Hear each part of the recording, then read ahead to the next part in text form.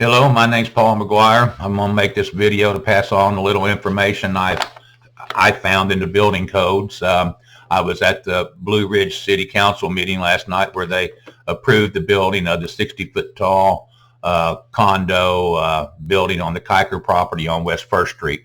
I wish I would have had a chance to speak. It would have been a lot easier, but I didn't have a chance because it's a non-transparent system we have.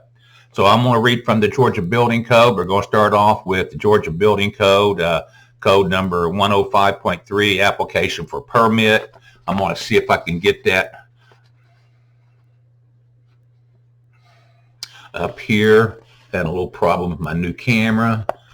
See if it's going to work or not. There we go, 105.3, application permit. Okay, there we go. To obtain a permit, the applicant shall first file an application, therefore, in writing on a form furnished by the Department of Building Safety for that purpose. Such application shall, and it goes on with 7 things you have to do: identify and describe the work to be covered by the permit, describe the land, indicate the use and occupancy. And here's the one that we're concerned about is number 4. Be accompanied by construction documents and other information as required in section 107. Okay, now we're going to read from 107 now. Okay, because we're going to come back to this because there's a little bit more on that page we want. Now we're going to go to section 107.1 general. See if we can get that in the camera. Okay, there we go.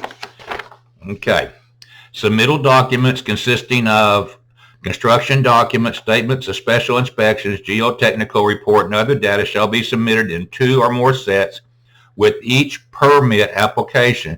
The construction document shall be prepared by a registered design professional, that's an architect or an engineer, where required by the statutes in the jurisdiction in which a project is to be constructed. Where special conditions exist, the building official is authorized to require additional construction documents to be prepared by a registered design professional.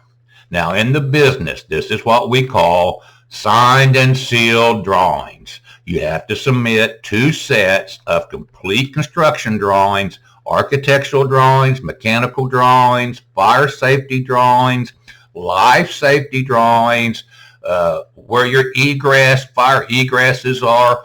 All those have to be stamped and sealed by either an architect or a certified engineer, and they call these architect of record and engineer of record for that project, and that is what has to be submitted to be able to get a building permit. Okay? Now, we're going to go back to that first sheet, which is code number 105.4. And that's this part. Let's see if it'll focus. There we go, right there.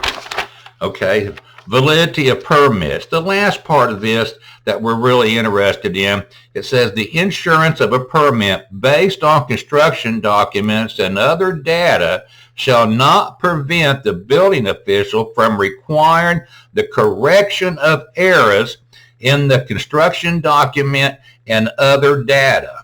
The building official is authorized to prevent occupancy or use of structure where in violation of this code or any other ordinances of this jurisdiction. Now, for us guys in the business, this is the death code right here, okay? This is where the guy says you can tear this building down and rebuild it before I'll sign off on that. And boy, we have all heard it a number of times.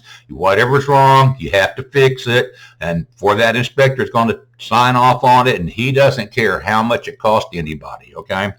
So this is going to be the important part of this. Now, I called Mr. Let's see if we can get his name in here. Oh, there we go. Well, maybe we can. No, is it going to focus or not? Well, anyway, I called Mr. Ted Matildas from the Department of Community Affairs, Office of Construction Codes and Industrialized Buildings.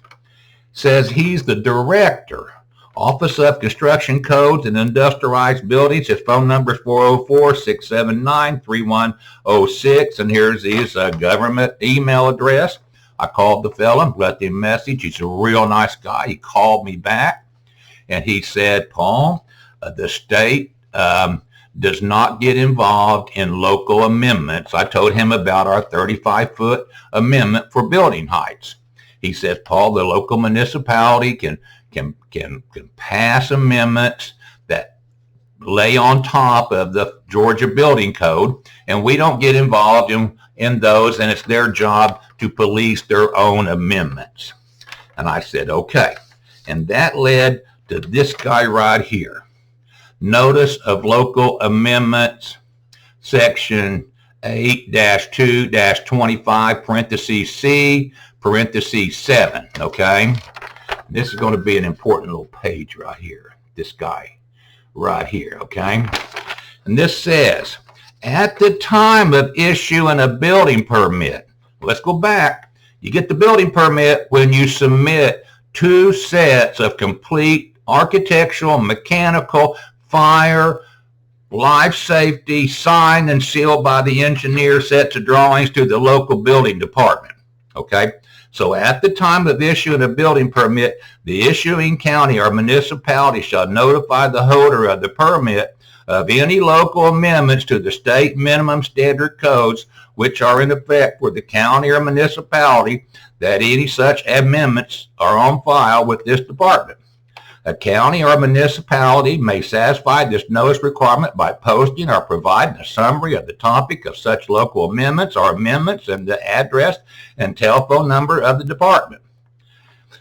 Requires counties and municipalities to notify permit holders of the existence of local amendments to state minimum standard codes at the time the building permits are issued.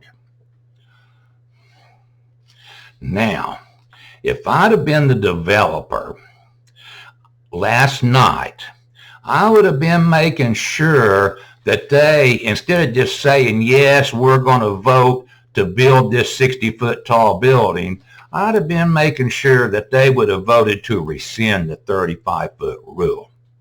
Because what we have here is a little dilemma.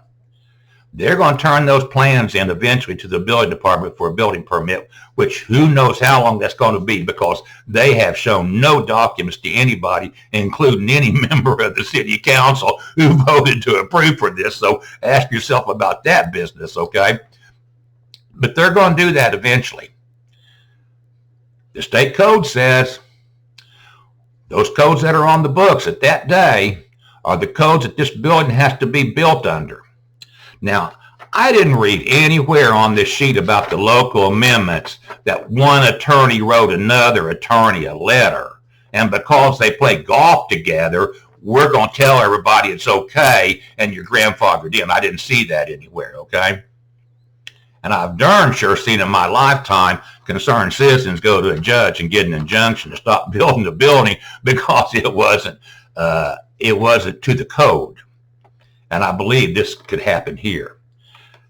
When they turn that stuff in to get a building permit, the 35-foot code is still on the books. And there's nowhere in the Georgia Building Code does it say anything about one lawyer kissing another lawyer's you-know-what to be able to pass this, okay? So I think if somebody was really smarter than me, that's for sure, do a little bit more investigating, you might find that there could be something still yet to build, a card yet to play in this round of building that building, okay? I'm signing off. I hope somebody can do something with this information. Thank you.